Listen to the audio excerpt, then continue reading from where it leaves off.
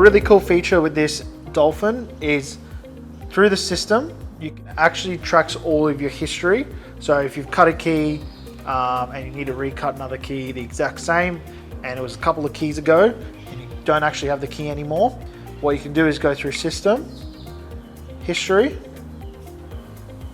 and in here it saves all the previous keys that you've decoded or cut. So gives you a whole list, and also gives you the date and time of when that was done as well. So it's really helpful if you need to go back and find that information. Alrighty guys, that's all I got for you today, and thanks for watching.